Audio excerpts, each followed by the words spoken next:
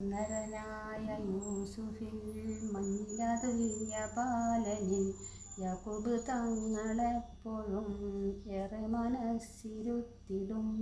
മറ്റൊരു ഭാര്യ തന്നിലെ 10 സഹോദരങ്ങളെ എപ്പോഴും ഭീതിയാണതിൽ ഇപ്പരമാർത്ഥ പോരിനാൽ.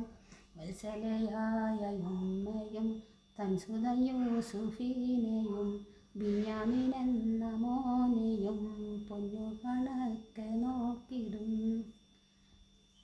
ഇത്തരം സാഹചര്യമിൽ 10 സഹോദരങ്ങളിൽ പ്രസ്തുത പ്ലാൻ നടത്തുവാൻ ഇത്തിരിയേറി ക്ലേശങ്ങൾ.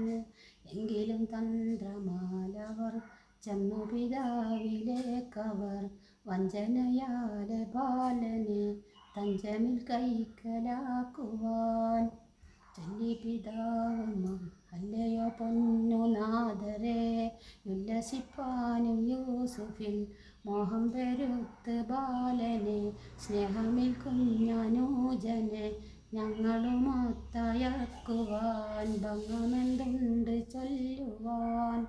ചൊല്ലി പിതാവ് മക്കളെ, ഇല്ല എനിക്കു ധൈര്യമേ, കാനനം തന്നിൽ ബാലനാം കുഞ്ഞിനെയങ്ങയക്കുവാൻ. ചെന്നായയുള്ള കാടതിൽ ചെന്നാൽ വിനോദവേളയിൽ കുഞ്ഞിൻ്റെ ശ്രദ്ധ നീങ്ങുകിൽ വന്യമൃഗം ഭുജിക്കുമേ. ഇല്ല പിതാവേ, ഞങ്ങളീ നല്ല ബലിഷ്ടക്കായരിൽ കുഞ്ഞനുജൻ കിടാവിനെ വന്യമൃഗം ഭുജിക്കയോ എന്ന മധുര വാക്കുകൾ വന്യപിതാവ് കേട്ടപ്പോൾ അർദ്ധമനസ്സിനാൽ ഹിതം അന്ത്യമിൽ നൽകി സമ്മതം. സമ്മതം കിട്ടി തെളിഞ്ഞു മനം, പൊന്മോനുമായവർ കേറി വനം. അനുജന്റെ ജീവൻ ഒടുക്കിടണം, അതിവേഗം കാര്യം നടപ്പാക്കണം.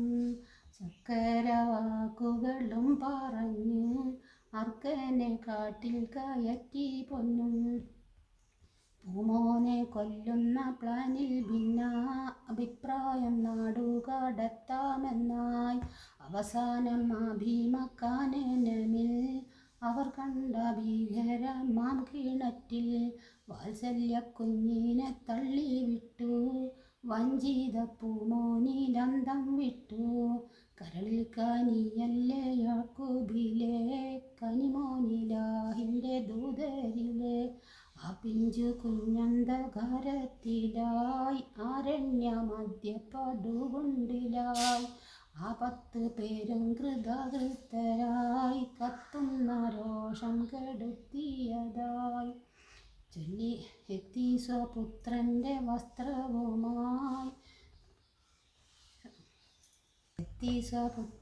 വസ്ത്രവുമായി കൃത്രിമരക്തം പുരട്ടിയതായി.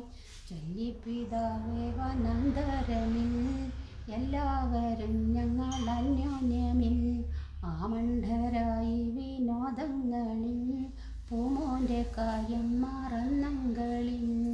അന്നേരം ചെന്നായ തിന്നങ്ങു പോയി എന്നു പറഞ്ഞവർ കേഴുകയായി. വന്യനബി വിങ്ങിപ്പൊട്ടുകയായി, ഏതൻ കളവോർത്ത് ദുഃഖാർത്തനായി. എല്ലാം ക്ഷമിക്കാനും ബാധ്യസ്ഥനായി, ഏകൻ കളവോർത്ത് ദുഃഖാർത്തനായി.